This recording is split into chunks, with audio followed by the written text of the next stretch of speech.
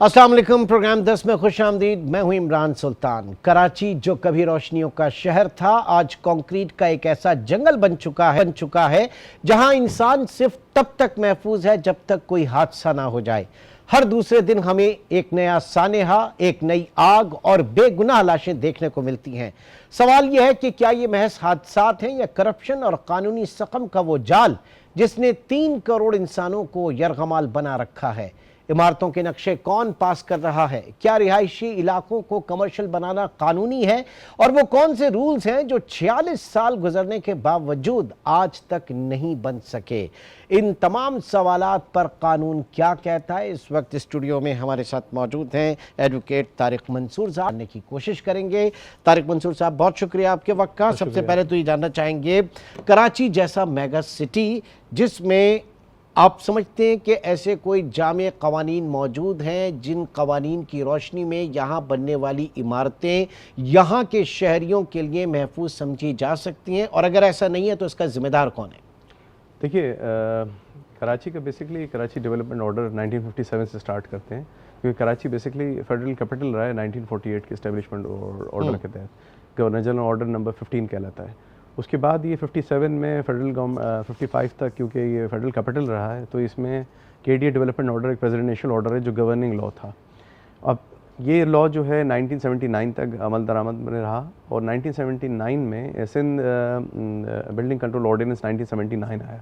उस ऑर्डिनेंस के आने के बाद से लेकर 2002 तक जो है एक नए रेगुलेशंस आए जिसको कहते हैं Karachi building and town planning regulation under section 21A।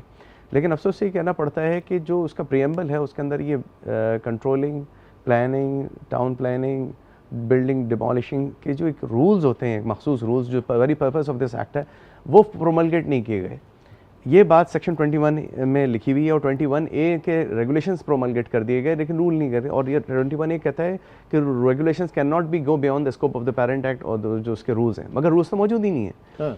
अच्छा, ये चीज़ हमने बहुत तवातुर से देखी, और हमने जब कराची की मुख्तलिफ बिल्डिंग्स को as a human rights defender मैंने जब एनालाइज किया कि हमारे पास रूट कॉज क्या है, तो पता ये चला कि 2018 कराची का कोई मास्टर प्लान मौजूद नहीं है। लेकिन हमने डिग डाउन किया तो पता चला 52 में एक मास्टर प्लान बना मगर नोटिफाई नहीं हुआ, फिर 71 में बना लेकिन नोटिफाई नहीं हुआ, फिर 83 में बना, फिर 94 में कोशिश हुई, लेकिन बिल आखिर 2007 में एक हमें लगा कि एक notified master plan Karachi steady development plan है, जिसको 2020 Karachi vision 2030 federal government vision 2030 programme के तहत बना था, और सिटी काउंसिल की 312 रेजोल्यूशन के तहत सिटी गवर्नमेंट में जिस वक्त MQM की लेड मुस्तफा कमाल गवर्नमेंट थी, उसने अप्रूव किया था, सिटी काउंसिल मंजूर शुदा, उस रेजोल्यूशन का नंबर है 312।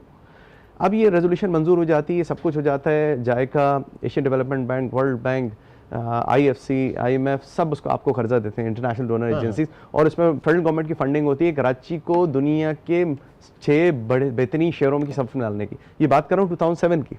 इसमें 2-3 साल काम होता है, और फाइनली कराची में जो 64% जो federal government KMC stakeholder है, और जो 38% जो रिमेनिंग KMC होल्डर है, तमाम 16 इदारे फेडरल गवर्नमेंट के और प्रोविंशियल गवर्नमेंट, लोकल गवर्नमेंट सब ने मिलकर साइन किए। उस डॉक्यूमेंट का नाम है कराची स्टेडी डेवलपमेंट प्लान 2020। लेकिन ये नोटिफाइड नहीं होता। ये नोटिफाइड होता है, क्यों नहीं होता? अब उसकी वजह यह है कि कराची में उससे मिसहैप हुआ, ये फेडरल गवर्नमेंट की गजट में नहीं आता। नहीं, बुनियादी वजह क्या है? ये जो आप सारी टेक्निकल चीजें बता रहे हैं हमें कि जहां मास्टर प्लान बना लेकिन नोटिफाई नहीं हुआ, क्या हर्डल क्या है मेन? बिल्कुल, देखिए इसमें मेलाफाइडी थी। अब 2007 में सिटी काउंसिल में अप्रूव किया, उसके बाद गवर्नमेंट खत्म हो जाती है, सिटी डिस्ट्रिक्ट गवर्नमेंट की इंटरिम सेटअप आता है, एडमिनिस्ट्रेटर आ जाता है, फिर 2013 में लोकल गवर्नमेंट एक्ट आता है 2013 का। टाइमलाइन याद रखिएगा, पहले कौन सा चल रहा है? SLGO 2002 मुशर्रफ के दौर का चल रहा है, 2013 में लॉ आता है, KDA को रिवाइव किया जाता है 2016 में, रिवाइवल एंड अमेंडमेंट एक्ट आता है 2016 का, वरना KDA जो है डिफंक्ट हो जाता है सिटी गवर्नमेंट के अंडर में। स्ट्रक्चर को दोबारा छेड़ा जाता है, जो मुशर्रफ दौर में centralise agency under one roof थी, और तमाम एजेंसी जो है मेयर के ताबे थी सिटी, और जिस दौर में काम हुआ कराची बिल्कुल हुआ। लेकिन फिर अचानक क्या होता है, उस नोटिफाइड प्लान पे अमल नोटिफाइड नहीं किया जाता प्रोविंशियल गवर्नमेंट की तरफ से, और फाइनली 2018 आता है जब हानी कमीशन आता है कराची में।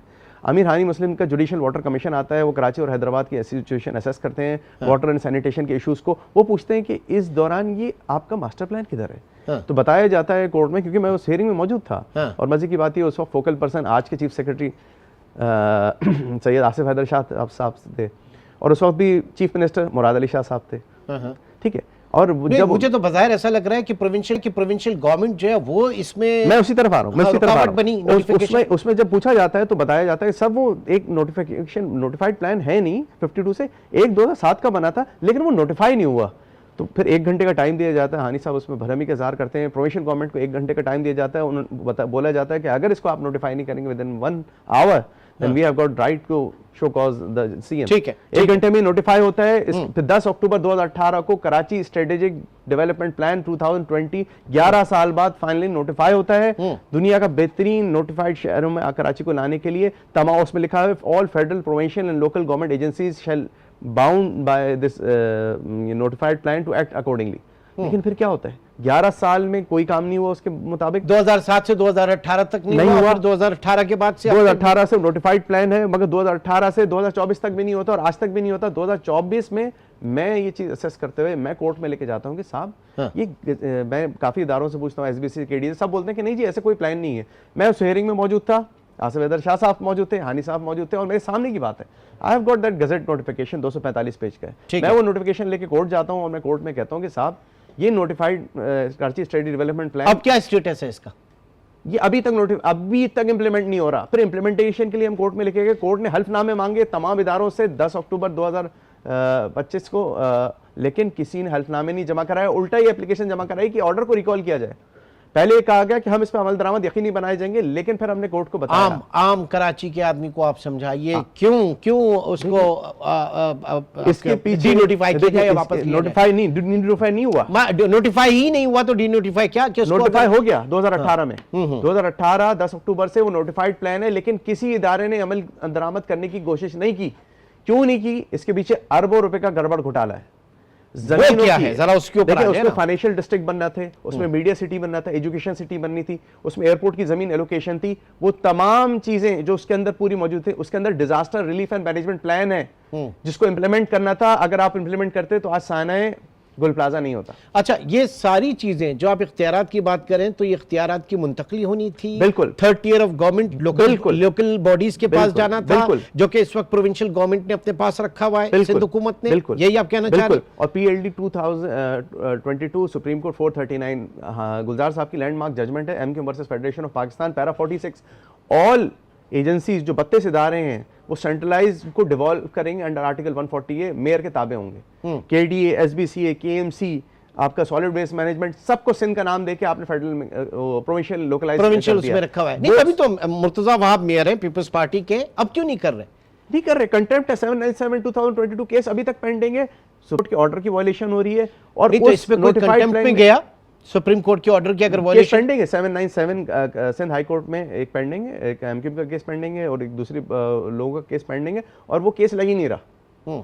अब उसके अंदर उन्होंने कहा हमने कमेटी बना दी, कमेटी खेल रहे हैं और आज 7वां साल हो गया उस नोटिफाइड प्लान को वो इंप्लीमेंट नहीं कर रहे। कराची को रियून कर दिया गया, कराची की जमीनों की एलोकेशन कच्ची आबादी उसके खिलाफ वो होगी। वो तकरीबन अगर वो तखमीना लगाया जाए, अगर नैब हमारे साथ बैठे तो हम बताएंगे कि अरबों रुपए की जमीन की हेरा फेरी हुई, रेवेन्यू रिकॉर्ड सारा चेंज हुआ और जितनी कराची के अंदर टेंडर्स और डेवलपमेंट हुई उसके बरक्स हुई, चाहे वो केईसी हो, एसएसडीसी हो, केएमसी हो, केडीओ, एसबीसी हो, वाटर बोर्ड हो, सॉलिड वेस्ट मैनेजमेंट, सबको उसके तहत सेंट्रलाइज्ड वन एजेंसी के अंडर में काम करना था क्योंकि सबके सिग्नेचर्स हैं। और ये फेडरल गवर्नमेंट का विजन 2030 प्रोग्राम है जो एक्सटेंडेबल अप टू 2030 है और ये प्रोजेक्ट उसके अंदर लिखा हुआ है कि ये प्लान उथल लसबेला तक एक्सटेंड किया जाएगा। अच्छा, ये कितने साल से आप कह रहे हैं पेंडिंग है? ये 2018 में फाइनली गजट नोटिफिकेशन होता है under clause 7B of Sindh building control ordinance 1979। 7B planning उस टाउन प्लानिंग के तहत और उसमें लिखा हुआ है with the approval of the competent authority chief minister Sindh this Karachi notified strategic development is hereby notified.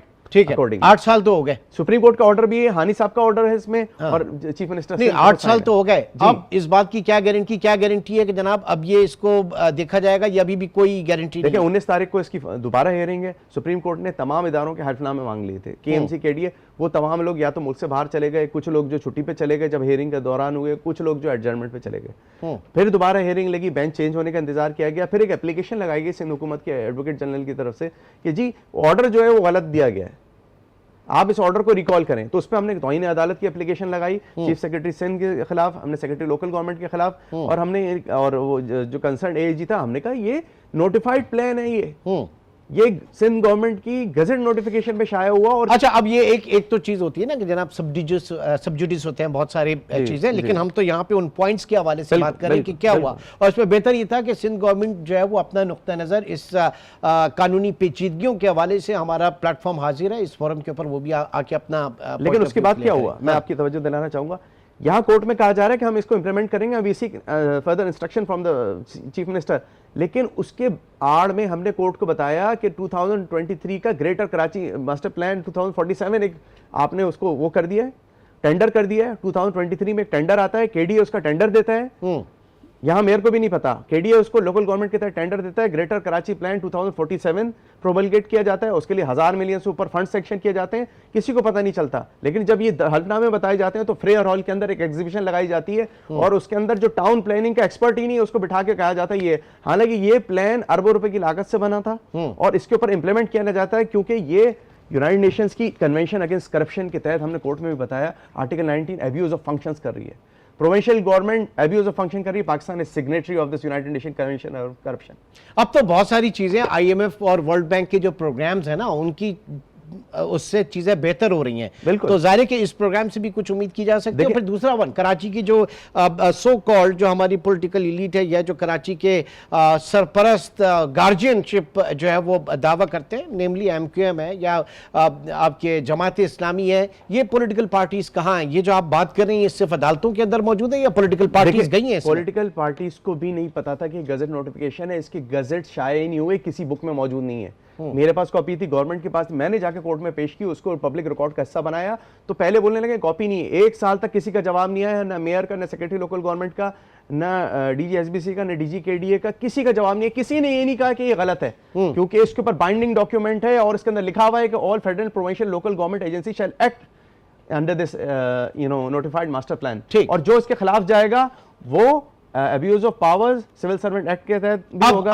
अब मैं कह रहा हूं कि जो पॉलिटिकल पार्टीज हैं, क्या वो ये देख रही हैं इस मामले को? बिल्कुल। कौन देख रहा है? देखें मैंने जो केस लेके गया ह्यूमन राइट्स का, मैंने कहा देखें ये आपके तमाम प्रॉब्लम्स का वन विंडो सोल्यूशन था। इसके अंदर सॉलिड वेस्ट का भी मैकेनिज्म है, सर्कुलर रेलवे का भी मैकेनिज्म है, आपकी सड़कें कैसी बनेंगी, आपकी बिजली पानी गैस का इंफ्रास्ट्रक्चर कैसा होगा, आपके जो गार्बेज ट्रांसफर स्टेशन कैसे बनेंगे, मीडिया सिटी कैसे बनेगी, एजुकेशन सिटी कैसे बनेगी, फाइनेंशियल डिस्ट्रिक्ट कैसा होगा, बिजनेस हब्स कहाँ होंगे, जो फाइनेंशियल डिस्ट्रिक्ट सिटी सेंटर में उसको कैसे ट्रांसफर किया जाएगा, आपकी जो ट्रांसपोर्टेशन का मैकेनिज्म कैसा होगा। आप यकीन माने उसके अंदर जब ई चालान का केस आया तो हमने बताया कि ट्रांसपोर्ट का पूरा मैकेनिज्म मौजूद है, आपने ई चालान तो मंजूर कर दिया, लेकिन आपने ट्रांसपोर्ट का पूरा चैप्टर इंप्लीमेंट नहीं किया। ये हमारे केस 5079 के अंदर मौजूद है उस पे। और जो असल कराची जिसको कहते हैं ट्रैफिक इंजीनियरिंग ब्यूरो 1985 के तहत वजूद में आया, वो बंद पड़ा हुआ 17 साल से। इस पे कोर्ट ने भी हैरत का इजहार किया। तो देखें कराची स्ट्रेटेजिक डेवलपमेंट प्लान 2020 जो अमल दरामद नहीं कर रहा, वो बादियों नजर में एक मेगा करप्शन का हिस्सा है। इस मेगा करप्शन की we are going to write it, हमने कोर्ट में कहा, कोर्ट ने भी हमें ये कहा कि आप इस मैटर को नैब की तरफ भी रेफर करें।